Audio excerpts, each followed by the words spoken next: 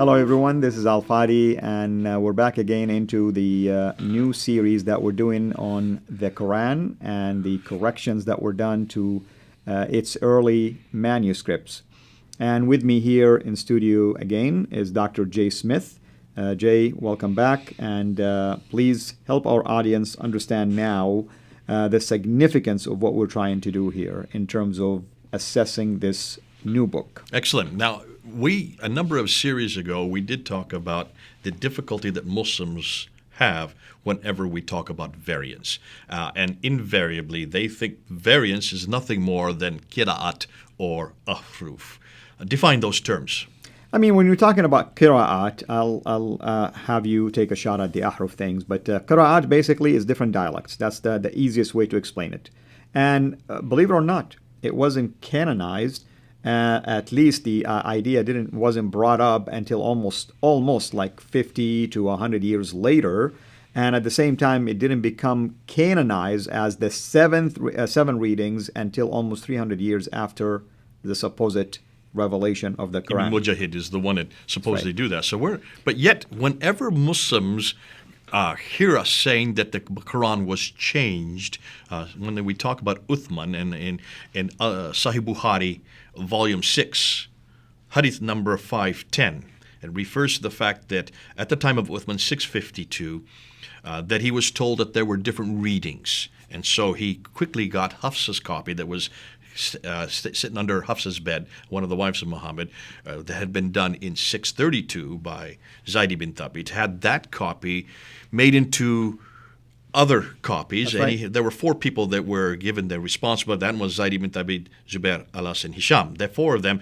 And he turns to them and says, be careful, if you have any disagreement amongst you, That's right. use the Quraishi dialect. Which indicate immediately we're talking about dialects here. Okay, and dialect in a written text means what?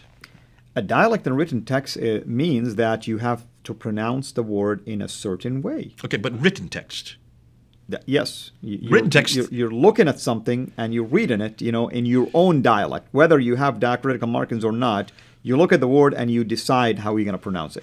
In order to follow a certain dialect, you have to have something in the written text to make a different dialect. You have to have vowelizations. Dialectic differences is the difference in how you pronounce it with the u, the ah, and the e. And we see this, of course, in the Rasm itself. There are different examples sometimes of how to write certain words. That also is an indication of how people used to read it as Let me use probably the most common one. I mean, you hear that famous song, you say potato, I say potato, you say tomato, I say tomato. That's looking at one word, P-A-T-O-T-O, P-O-T-A-T. See, now this is going to go viral, right here. Suddenly, people are saying, wait a minute, he's completely miswriting it. No, it's actually the same word is written down. It's P-O-T-A-T-O. Yeah. I'm not changing it because of my. It's not changed because what is written there. The written text is always P-O-T-A-T-O. Right. The confusion is on how you pronounce those vowels. Correct. So the British say potato. In America, we say potato. It's still the same word written. Am I correct? That's right. But it even gets more complicated with the Quran, because I wish it was as simple as just the same word said differently, because sometimes the same word means something totally different. Let's look up and let's look on the screen right now, and let's look at this Rasm. There on the right, you can see the Samarkand manuscript. That's right. Now, when you read that, can you read that? Looking at it? Well, if you do not really know how to read manuscripts, it will be extremely difficult for a Muslim to even know that this is, first of all, it's Arabic, second, that's a Quran, and third, what every word mean, because there are no dottings or diacritical markings here. And there's also no vowelization. There's no right. fatha, which is the ah sound. There's no dhamma, which is the u sound. And there's no kasra, which is the e sound. None of these exist on this manuscript. That's right. I mean, because I look at manuscript all the time, I can tell you there's the word Allah in there, and nas in there, ala in there. I mean, but you still, even me, I have to look at it carefully and make sure that I'm looking at the letters correctly. Let's look at the next one now. Let's look at this manuscript here. This is the Sana manuscript. And that's one that I'm passionate about because I'm doing my research, my PhD research on that. And I'll just give a quick overview of what this Sana manuscript is. I mean, by the way, there's thousands of parchments. By the way, the one I'm focused on specifically has to do with what is called the palimpsest, meaning that it was a piece of leather that was written on it and then it was wiped off and another layer written on top of it.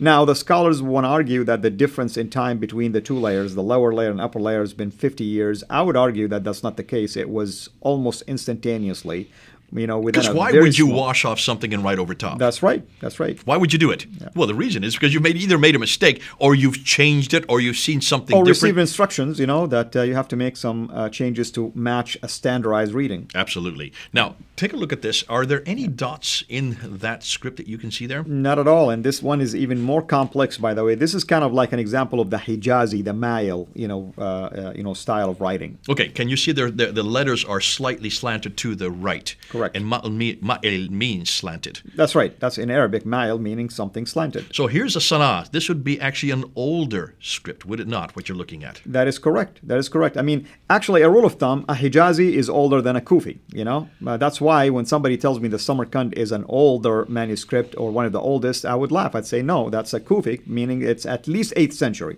Okay, and the date that has been given to this by the scholars who have looked at it is 705.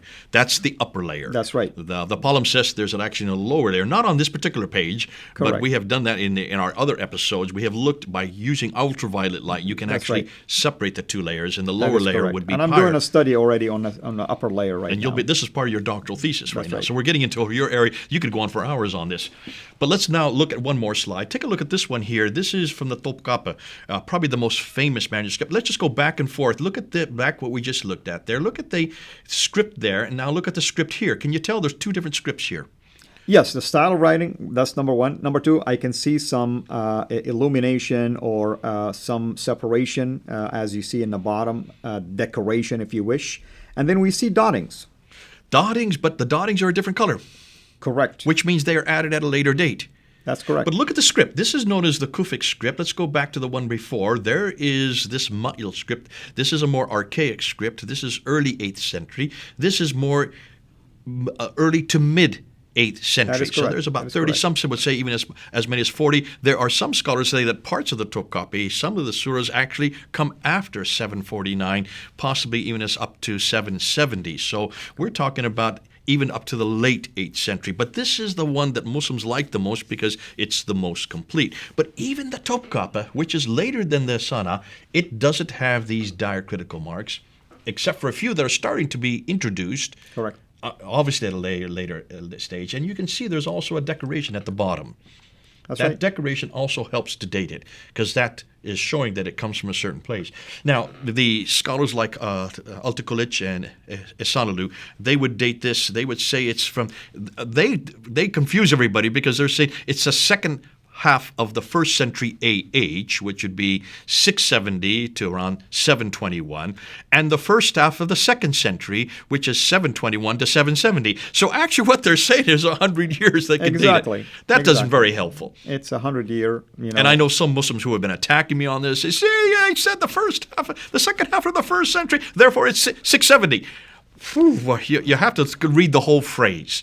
They're actually putting 100 years into there. Muslims Right. would love to say that this is a 7th century manuscript. This is not a 7th century manuscript. This is an 8th century manuscript. Nonetheless, can you still see, even by the early to the mid 8th century, there still really is no canonization of any diacritical marks and of any vowelizations. In fact, that's I don't. right. Do you see any dhamma, kasra, or fatha there? Not at all. No. So they Yeah. still they haven't It's introduced. the dotting system that began to help with that. Okay, we'll get to as to why there's. Let me show you another one now. This is a Shiite Quran, and here you can see the early Shiite Quran. And, this is known as Ali's Mus'haf Quran. Ali, that's right, Mus'haf yeah. Ali, who is the 4th caliph, That's right. and no diacritical marks, and certainly no vowelization. Why is this important? Let's look at the next slide. Take a look at those letters. What are these letters? Well, I mean, it appears that they are alphabet letters, the Arabic alphabet letters. Without the dotting, of course, it will be hard, but that's what it appears to be. Okay, these are the 28 letters. But let me show you what I'm going to do. Take a look at these letters as I put them up. There, you can see the aleph. Aleph. Why don't you just read each one as I put each one The up? first one is the alif, the first letter. And the second one I put up? Kaf, Okay, and the third one? lam, And this one? mim, ha, Okay. Those are one more to go, and it's the wow. 1, 2, 3, 4, 5. So 6 of the 28. What's significant about those 6? Well, I mean, they're the one that can survive without having a dottings. to They are distinguish them. unique letters. That's right. They need no dottings. In every case, whenever you have an aleph, it's always an aleph. Whenever you have a kaf, it's always a kaf, or lam, or mim, or ha, or wow. That's right. The other 22 require dottings. Which right? mean the letter itself can change. Okay, let's do that. Let's now look at this smiley face. All right? As I put up the dots now, we're going to put up a number of dots because that smiley face could be one of 5 letters, couldn't it? And nobody knows it's a letter until you start putting dottings, actually. Okay, there's the first one there. That will be a noon, for instance. Okay, what's that? Ta, Okay, what's that? tha, So already we've got 3 different letters. in one look. Noon, one ta, rasm, and tha. basically. All right, The smiley face is a rasm. now let's go. What about this one? Ba, And this? yeah, Okay, so 2 5, more with yeah. the dots below the smiley face. that's right. All right, now let's do this. Ready? Real quick. Noon, ta, tha, ba, yeah. The Can you same see? rasm, by the way. This is one rasm, one harf, one letter. Imagine now you repeat it in a word Okay, multiple times. without those dots, it's just a smiley face. And it's open for so many ways to read So it. there's 5 different letters that could come from just that one. And we see evidence of that. Okay, now let's do one step further. Let's look at 3 smiley faces together in the upper right-hand corner. You can see there's just 1, 2, 3. What would happen if we were to put dots above and below the line of those 3? You'll be surprised what might happen. I mean, you have right here a handful of them. It can change the meaning. Look, one is bait, house. One is nabata, it sprouted. Bayit, stayed over. Bint, daughter. I mean, it can go on, and it can vacillate between a verb, a noun, and so on and so forth. In fact, we addressed something like this in a book that I had the privilege to participate in called The Quran Dilemma, and we had even an entire table like this that deals with as many as 30 different possibilities. So we have just found 19 here. You have found over as many as 30 using the exact same 3 smiley faces. That's right. Just dots above the line. And here's what's so significant about what Jay is talking about and what I'm trying to explain here is this is how it used to be before the dotting. You have just rasm without any dots, which mean it's open for interpretation, literally. That's why we have different ways of pronouncing things and reading them. So don't tell me that I read it one way and you read it the second way as if they're both the same. Which way is it preserved in the preserved tablets in heaven? You have to tell me that. Okay, so the word rasm really just means the script without any dots. And in Arabic, by the way, we say rasm when you draw something. Okay? So rasm, you have the letters. You drew those letters without dottings or markations. Every one of these manuscripts that we looked at, and we did look at a number of them there, every one of them were nothing more than scripts like this one here that you have on there. Can you see? There's the rasm. That's the rasm, okay? That's right. No dots. There's another rasm. There's a third one there. And then we put up a 4th Correct. one. And we ended with the Shiite rasm. That's right. All we're saying is the consonantal text. These are the consonants. No vowels. Correct.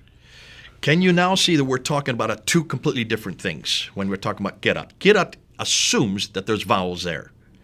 Qirat really zeroes in on those vowels. That is correct. And in fact, I mean, at some point in this series, or maybe after that, I told you that we want to give a teaser about the Sana manuscript to show just 1 or 2 examples of this and how devastating those changes can be. We're going to go and we're going to ask the question concerning the Qira'at that you can find, the different Qira'at schools that you can find in the world today. Hatun Tash is a colleague of mine. She lives in London. She's from Turkey. She used to be a Muslim herself. She has taken it upon herself to try to find as many of these different Qira'at Qurans, different Qurans from different schools. And she has been able to find 31. I'm just going to put up on the graph, and let's just go look at it now. Let's look at just 23 of them. And each one of them, there is the Al-Susi Qiraat Quran. That's from the Al-Susi school, or actually it's a student named Al-Susi. Abu Ja'far. There's Abu Ja'far. If you go up, you can just do these names because you can speak a lot better than I can. Yaqub. Yaqub. And this one Ad-Duri, Abu Amr Ad-Duri, Al-Basri أيضا. Ibn Amir, Khalil. Khalaf Khalaf, I'm sorry, from far away. Al-Layth ibn Al-Layth, Khalil. yes. Al-Layth ibn Khalil. That's the one. Warsh. Now, this is just very one well of a known. number Yeah. of warshes. This is the first one. That's Right. number one. This There's is number another two. Warsh, Al-Asbahani. right? Ibn Zammaz. Jamaz. Another one of So Ad-Duri. This is actually interesting because this is the same Duri. That's right. He No, did two. He contradicted himself later on. You'll see why. This one is Khalif. Khalaf again, yes. And we have Al-Kasari. Al-Kasari, yes, Okay. that's right, yeah. That one's too small to read even for me. Yeah.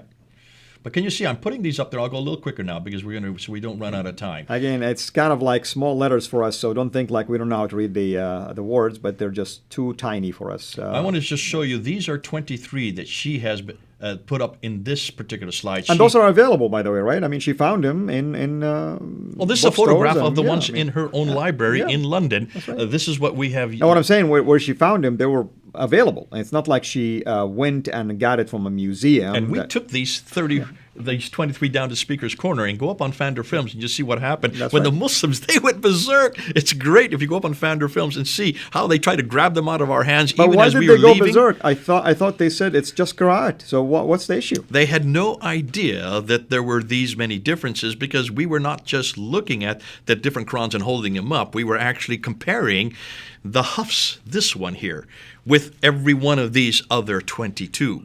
So we were looking at this one and comparing them, and we were showing them that there are enormous differences, and we did that in our episodes last year. So I don't want to repeat it. But before we go any further, I want you to look at this graph here. This is Hatun's graph that she put together, looking at the 23 Qurans. I want you to look at, let's zero in on that black circle that I've just put up there. Which is Hafs. That's a little hard. Let's get another graph. Let's look at this one here. That black circle is the Hafs that we're talking about, that is our current Quran. But look at all those names on the right side. If you can read them closer, you see Al-Bazi, you see Kunbal, you see Warish, you see Qalun, Hisham, Correct. Ibn Zwan, Khalid. But look at the, right next to them, there are numbers. When you look at Al-Bazir at the very top, there's 1,094 next to his number. That means there's 1,094 variants between his Quran and the Quran that we're using today. Correct. Coming on down, look at Qalum. There is 1,700 variants. Coming on down to Abu Ala al-Harith, coming about Abu halfway down Ali the page. al-Harith, yes. From Kufa, there are 5,000 differences between his Quran and the Quran that we have today. That's right. And when we get to the Quran we have today, it is Hafs. See Hafs there? It's circled in black. He is from the school of Kufa. That means the city of Kufa. That's there right, are which 5 is in different southern cities. Iraq. You can see Mecca, Medina, Damascus, Kufa, and Basra. Those are the 5 cities that these Qurans come from. The next group of names are the teachers, and then there's sub-teachers, and then you have the students. And it's these students that were creating these different Qira'at Qurans, different That's right. readings of the Quran. Now, we have counted about 37 that are there on this graph. That means there should be 37 different Qurans that we should be able to find. Right now, we found 31 of them. Give us more time. We're still looking in Morocco and Jordan. We're looking around the different marketplaces. That's where you find them. They've all have been published. We'll probably find all 37 of them. But hold on a minute. Look at the dates. Look at the dates of these That's names. right. Look That's carefully. right. What are the dates are? 786, 864 AD, 810. So 720. Ibn Amr is the oldest out of all of them, and he himself still about almost 100 years later. Look when he died. The guy that we're using, the one that we are using today, Hafs, that's circled in black, look when he died, 796. That is the late 8th century. That's right. Muhammad died in 632. supposedly Uthman finalized the Quran in 652. We're now back to 796 before we finally get the Quran that they use today. But we don't even know if this is from Hafs because we don't have Hafs' original Quran. That's right. That's right. This is only something they decided in 1924 And here's the was thing. Hafs. In 1924, for instance, like if you open any Bible translation, ESV, New American Standard, and so on and so forth, they'll mention to you that the translation committee chose to rely on certain family of manuscripts. But that wasn't the case in the 1924 Quran. It was relied on oral transmission of Hafs. Oral transmission, not a written manuscript. Now, why is that important?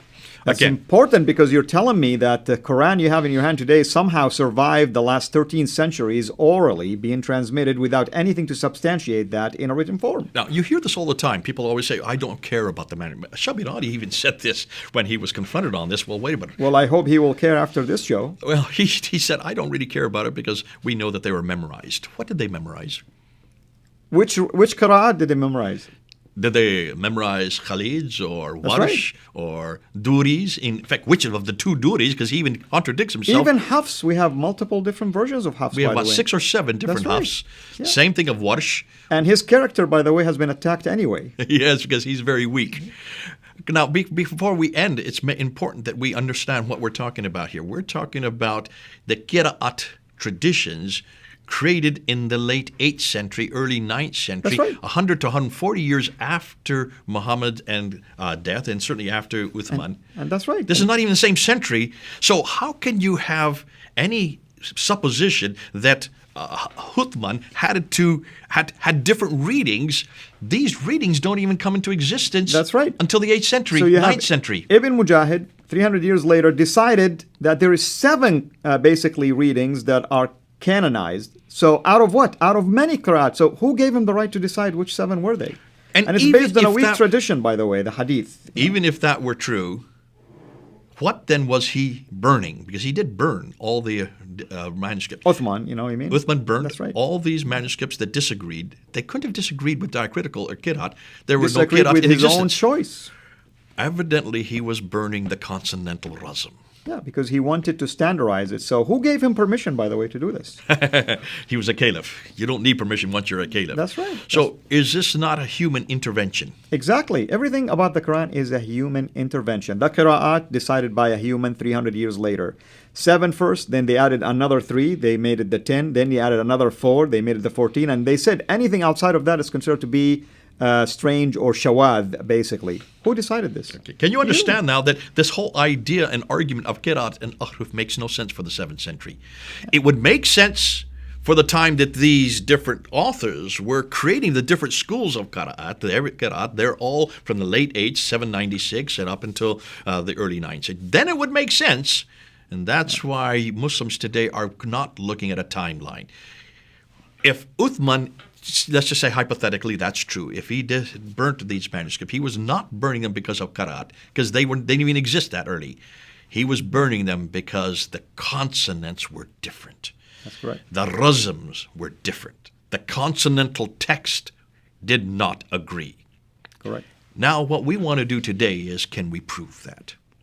And what we're going to be doing coming up in the next episodes is we're going to look at these differences. We're going to come back to this book. Once again, let us highlight this book by our dear brother Daniel Brubaker, and that's what we are going to invest the rest of this particular series on, taking a look at these examples one at a time so that we are highlighting to you what we mean by these corrections and also bringing them to the forefront as just a teaser, a taste of many of those thousands that we alluded to already. Brother, thank you so much as always. We are so blessed to have you here, and I hope that people will feel blessed by your contributions to this unique field that I agree with you, no one usually dares to venture into, and those who want to get into, they're always extra careful. So we thank the Lord for the knowledge that He has given us, for the freedom to share this freely, for the social media and the platforms that we use, and for dear brothers like our dear brother, Dr. J. Smith. Until we meet again, have a blessed day.